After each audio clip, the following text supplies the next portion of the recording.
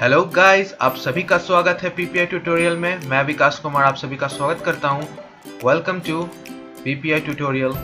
और आज की इस वीडियो में हम लोग जा रहे हैं डिस्कस करने बिहार पैरामेडिकल का 2012 यानी 2012 का बायोलॉजी क्वेश्चंस जो कि पूछे गए थे आपके प्रीवियस ईयर्स में, यानी टीसीईसीपीएम में जितने भी प्रश्न आपके बायोलॉजी सेक्शन से पूछे गए थे 2012 में बिहार पैरामेडिकल में, आज हम लोग सारे प्रश्न को इस क्लास में डिस्कस करेंगे।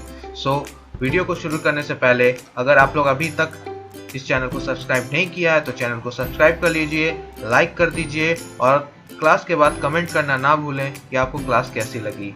और अभी तक आपने अगर टेलीग्राम चैनल को नहीं ज्वाइन किया है तो जल्दी से जल्दी ज्वाइन कर लीजिए, क्योंकि वहाँ जैसे ही एग्जाम फॉर्म्स निकलेगा आपको वहाँ पे क्विजेज, इंपॉर्टेंट नोट्स और शॉर्ट नोट्स, और उसके साथ साथ मैं आपको हर क्लास के यहाँ का पीडीएफ भी प्रोवाइड वहाँ करवाऊँगा। और वहाँ आपको जो भी डाउट्स होगा आप वहाँ डिस्कशन ग्रुप में जुड़कर पीपीआई ट्यूटोरियल के चैनल जो टेलीग्राम पे है, नीचे डिस्क्रिप्शन बॉक्स में आपका लिंक दे रखा है, तो नीचे डिस्क्रिप्शन बॉक्स से आप जुड़ जाइए पीपीआई ट्यूटोरियल के टेलीग्राम चैनल पे। वहाँ पे डिस्कशन ग्रुप में फिर ऐड हो जाइएगा और वहाँ पे आपको मैं आपके प्रत्येक डाउट्स को आंसर दूंगा। तो डाउट्स पूछने के लिए टेलीग्राम चैनल भी ज्वाइन कर लीजिए, साथ साथ जैसे ही फॉर्म निकलेगा उस दिन से क्विजेस भी शुरू कराऊंगा। तो चलिए इस वीडियो को शुरू करते हैं और वीडियो को अंत तक अच्छे से देखिएगा और अपना फीडबैक ज़रूर दीजिएगा कमेंट के फॉर्म में कि आपको क्लास कैसा लगा। तो चलिए अब वीडियो और क्लास आज की शुरू करते हैं। तो आज का पहला प्रश्न आपका ये है,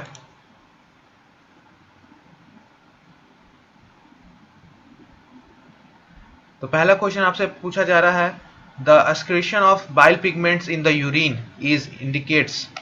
तो आपका जो होता है बाइल पिगमेंट का एक्सक्रीशंस वो क्या दर्शाता है आपका, इस क्वेश्चन में यही पूछा गया है।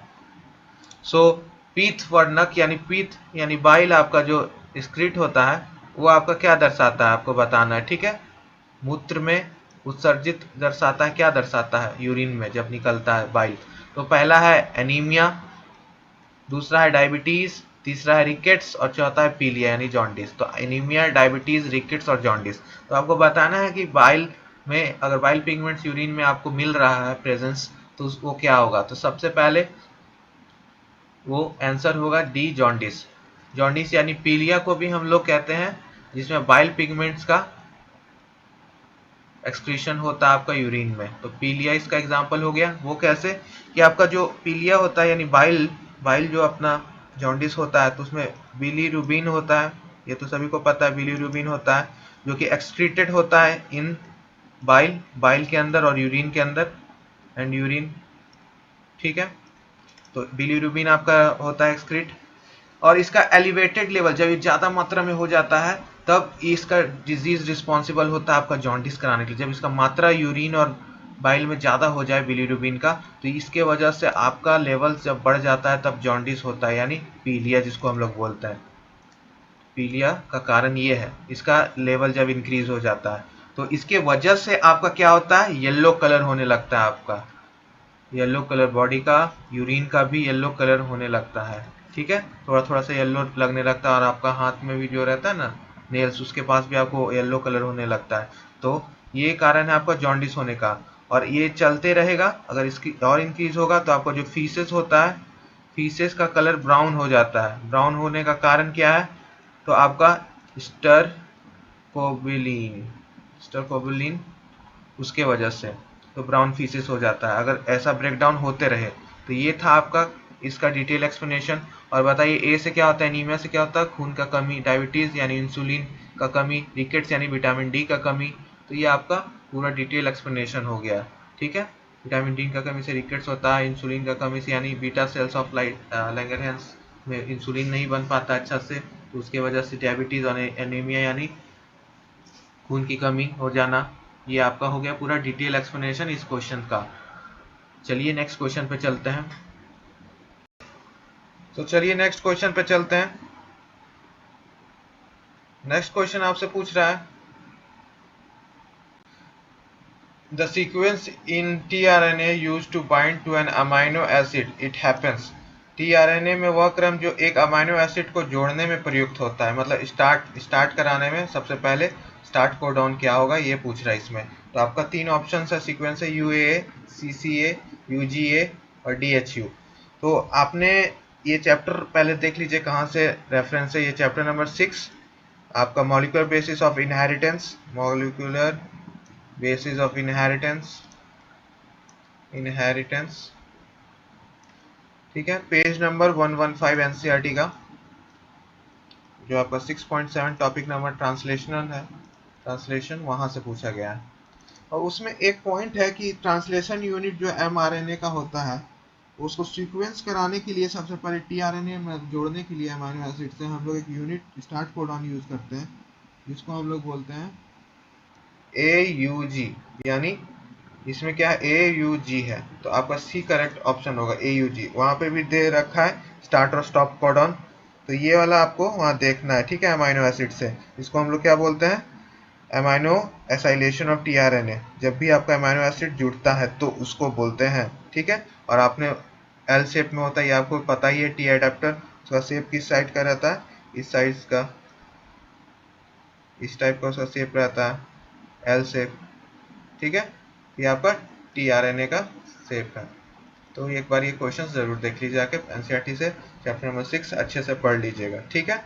चलिए नेक्स्ट क्वेश्चन को देखते हैं। नेक्स्ट क्वेश्चन अब देखते हैं हम लोग। क्वेश्चन नंबर 3 आपसे पूछ रहा है which enzyme is useful in gene amplification. Gene का एम्प्लीफिकेशन, जीन प्रबंधन में उपयोगी विकर कौन सा है। तो आपका पहला है reverse transcriptase, amylase, restriction endonuclease और टैक पॉलीमरेज। तो इसका करेक्ट ऑप्शन आपका डी होगा, टैक पॉलीमरेज। तो ये कैसे होगा आपका, इसको डिस्कस कर लेते हैं। ये भी आपका वही चैप्टर से है जो अभी तुरंत पिछला वाला क्वेश्चन नंबर 2 में मैंने बताया, तो वो बहुत इंपॉर्टेंट है। तो ये डीएनए के जैसे आपका रिप्लिकेशंस करवाते हैं हम लोग पीसीआर में, पीसीआर। तो वैसे डीएनए पॉलीमरेज एंजाइम रिक्वायर्ड होता है डीएनए बनाने के लिए। वैसे ही उसमें existing strand as templates, the DNA polymerase typically used in PCR is called Taq polymerase. तो इसमें जो यूज करते हैं हम लोग, तो उसको हम टैक पॉलीमरेज ही बोलते हैं, टेम्पलेट्स, स्टैंडर्ड टेम्पलेट्स बनाने के लिए। आफ्टर जो हीट करते हैं ना बैक्टीरियम के साथ, आइसोलेट करते हैं उसको हम लोग, थर्मस एक्वेंटिकस, ये पढ़ रखे ना हम लोग, थर्मस एक्वेंटिकस में हम लोग उसको आइसोलेट करते हैं। तो ये वहां से आपको पूछा गया है, ठीक है। ये था आपका डिटेल एक्सप्लेनेशन इस क्वेश्चन का, यानी एंजाइम एम्प्लीफिकेशन में हम लोग कौन सा यूज करते हैं। तो यहाँ पे प्राइमर्स वगैरह रहते हैं जो भी थर्मोस्टेबल डीएनए बनाने के लिए, तो ये वो टॉपिक है, आपको ये आगे चल के मैं एक्सप्लेन करूंगा। ये सब इंपॉर्टेंट टॉपिक्स हैं, तो किस प्रकार से बनाते हैं, प्राइमर्स का यूज करते हैं, टैक पॉलीमरेज का एंजाइम के रूप में यूज करते हैं। तो ये सब पूरा पूरा एक टॉपिक है, उसको मैं आपको बताऊंगा आगे चल के अच्छे से, ठीक है। तो फिर से एक बार डिस्कस कर लेते, एक बार पीसीआर में जो आपका पॉलीमरेज चेन रिएक्शन होता है, उसमें प्रोसेस हम लोग यूज करते हैं एम्प्लीफिकेशन का, जिसमें हम लोग एम्प्लीफाई करते हैं जीन्स को, ठीक है, with the help of the enzyme of Taq polymerase, ठीक है। टैक पॉलीमरेज में करते हैं with the sets of primers use करते हैं, और थर्मोस्टेबल डीएनए बनाते हैं उसमें। तो उस पॉलीमरेज का क्या नाम है जिसको बनाने के लिए हम यूज करते हैं एंजाइम का, तो टैक पॉलीमरेज। ये आपका हो गया थर्ड, एक बार जरूर रेफर कर लीजिए NCERT chapter number 6 class 12 molecular basis of inheritance. चलिए अब नेक्स्ट क्वेश्चन में चलते हैं। आइए अब नेक्स्ट क्वेश्चन देख लेते हैं। नेक्स्ट क्वेश्चन आपसे पूछा जा रहा है कि leg haemoglobin is found in the roots of. Leg haemoglobin इसके जड़ों में पाया जाता है, सरसों, सोयाबीन, गाजर, मूली।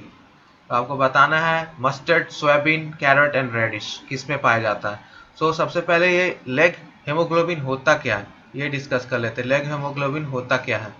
सो हेमोग्लोबिन से सिमिलर वर्ड लग रहा है, हेमोग्लोबिन जो हमारे बॉडी में रहता है, हीमोग्लोबिन, उससे सिमिलर लग रहा है। तो जिस तरह हमारे बॉडी में हीमोग्लोबिन का काम है, उसी प्रकार लेग हीमोग्लोबिन का भी काम पौधों में है, ठीक है। पौधों में भी, रूट नोड्यूल्स में भी इसका यही काम है। ये क्या कराता है लेग हेमोग्लोबिन, ये एक हेमोग्लोबिन के जैसा स्ट्रक्चर है, स्ट्रक्चर नहीं मतलब रेड कलर का होता है पिगमेंट, वर्णक, जो कि आपका पाया जाता है रूट नोड्यूल्स में। और इसका काम क्या है, ये लेग्यूमिनस प्लांट्स के अंदर पाया जाता है।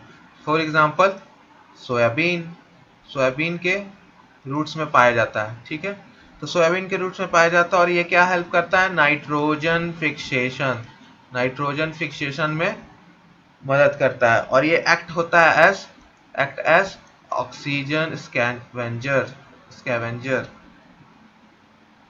ये क्या है, एक लाल कलर का पिगमेंट है जो कि रूट्स में पाया जाता है, किसके, लेग्यूमिनस प्लांट्स में, और ये कंबाइन होता है विथ ऑक्सीजन और ऑक्सीजन का रिमूवल में हेल्प करता है फ्रॉम द रूट्स, और ये हेल्प करता है स्कैवेंज करना limited free oxygen in the cell and deliver it to the mitochondria for respiration. तो ये सब इस काम करता है, ठीक है। और इसको हम लोग हीमोप्रोटीन फॉर प्लांट्स भी बोलते हैं। क्या बोलते हैं इसको, अदर नेम्स में हम लोग इसको हीमोप्रोटीन भी बोलते हैं, हीमोप्रोटीन्स। तो ये था आपका डिटेल एक्सप्लेनेशन इस क्वेश्चन का। कहाँ से आया है, प्लांट फिजियोलॉजी क्लास 11th, ठीक है। ये था आपका detail explanation of question number 4। चलिए नेक्स्ट क्वेश्चन पे चलते हैं। आइए नेक्स्ट क्वेश्चन नंबर 5 की ओर चलते हैं।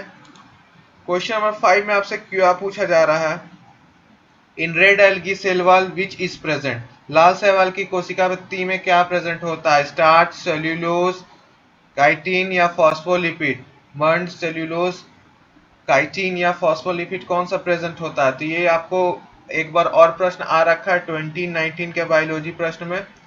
ये chapter number 2 chapter number 3 plant kingdom का सवाल है। प्लांट किंगडम का सवाल है जो कि एल्गी से पूछा गया है, शैवाल से। तो उसमें एक फिगर दे रखा है, फिगर का नाम क्या है, टेबल 3.1, टेबल 3.1 वहां से आपको दे रखा है, ये टेबल 3.1 का है। आइए इसको एक बार डिटेल में देख लेते हैं इसको, उसके बाद हम लोग इसका आंसर देखेंगे। तो ये जो टेबल आपको स्क्रीन के सामने दिख रहा है, ये शैवाल का डिवीजन है, division of cell and their main characteristics. तो पहले इंग्लिश में क्लासेस, पहला क्लोरोफाइसी, फाइकोफाइसी, रोडोफाइसी, ठीक है। तो क्लोरोफाइसी, फाइकोफाइसी, रोडोफाइसी यानी ग्रीन एल्गी, ग्रीन हरा शैवाल, ब्राउन एल्गी भूरा शैवाल, और रेड एल्गी लाल शैवाल। तो अभी क्वेश्चन किस पे आया था, रेड एल्गी के ऊपर आया था।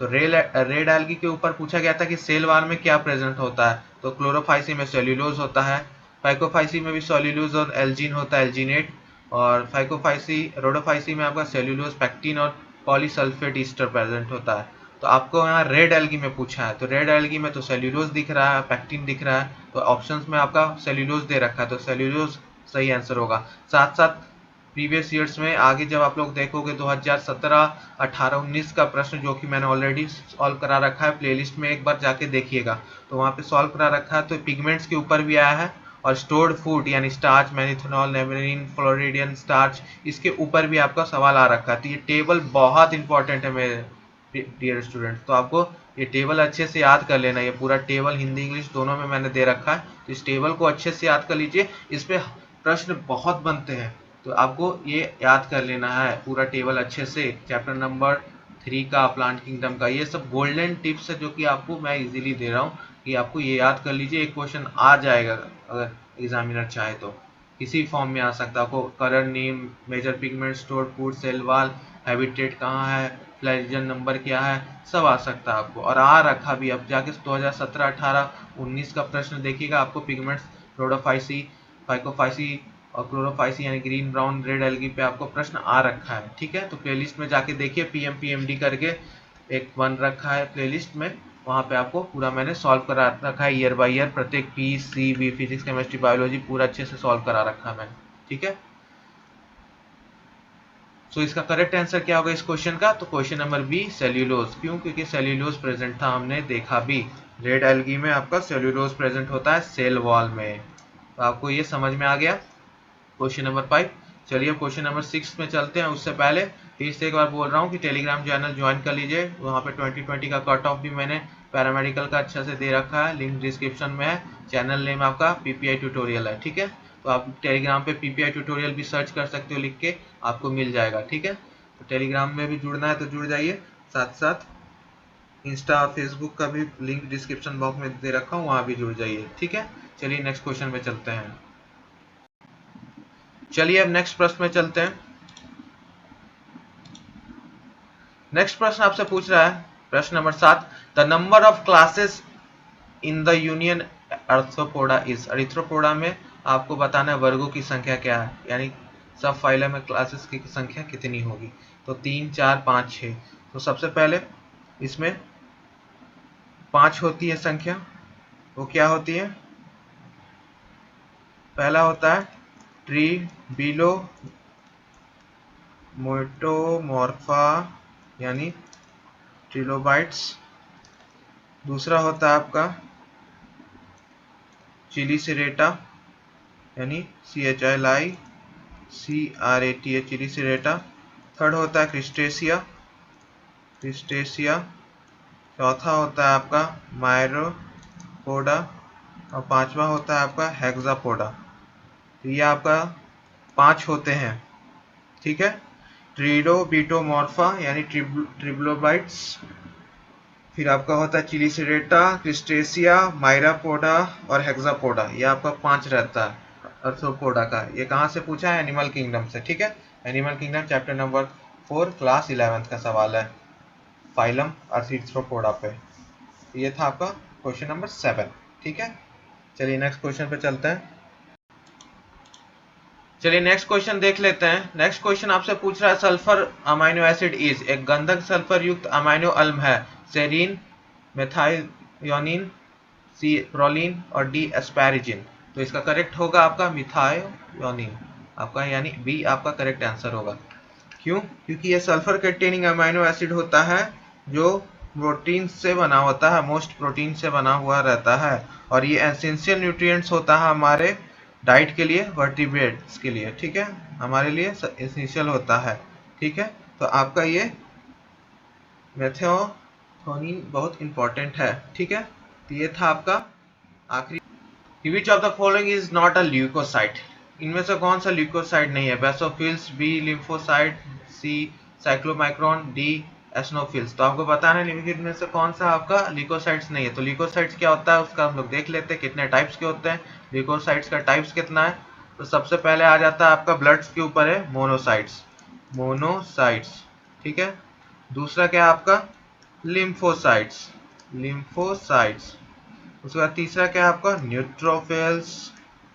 फिर आपका चौथा क्या है बेसोफिल्स, और पांचवा क्या है आपका एस्नोफिल्स। तो ये आपका ABCD 4-5 टाइप्स के होते हैं। तो इसमें से कौन सा नहीं है? तो सी आपका इसमें से नहीं है। तो साइक्लोमाइक्रोन इसमें से ल्यूकोसाइट्स का नहीं है। बेसोफिल्स, बी लिम्फोसाइट, एस्नोफिल्स और सी साइक्लोमाइक्रोन आपका नहीं है, तो ये गलत है। तो सी आपका करेक्ट आंसर होगा। तो ये था आपका ल्यूकोसाइट्स और उसके डिफरेंट टाइप्स, यानी मोनोसाइट्स आपका, फिर लिम्फोसाइट्स, न्यूट्रोफिल्स, बेसोफिल्स, एस्नोफिल्स। ये आपको 5 टाइप का WBC यानी ल्यूकोसाइट्स हो गया। इसको क्या बोलते हैं? WBC, व्हाइट ब्लड सेल्स, ठीक है। तो आपको क्लास आज की कैसी लगी आप जरूर फीडबैक में अपना बताइएगा, ठीक है। और सबको लाइक करना ना भूलें और कमेंट जरूर कीजिएगा आपको क्लास अच्छी लगी कि नहीं। तो और इसी प्रकार के वीडियो पाने के लिए और लेक्चर्स और क्लासेस को रेगुलर ज्वाइन करने के लिए PPI ट्यूटोरियल को सब्सक्राइब कर दीजिए। यहाँ पे पैरामेडिकल, पॉलिटेक्निक और ITI संबंधित सभी information, news, live classes, counselling guides, सब चीज़ आपको बताया जाता है for Bihar, UP paramedical and Jharkhand paramedical. PPI को इसी तरह सब्सक्राइब कीजिए, लाइक कीजिए और PDF के लिए ज्वाइन कर लीजिए। डिस्क्रिप्शन में बॉक्स में लिंक दे रखा है टेलीग्राम चैनल का। Thank you and thanks for the watch and keep studying.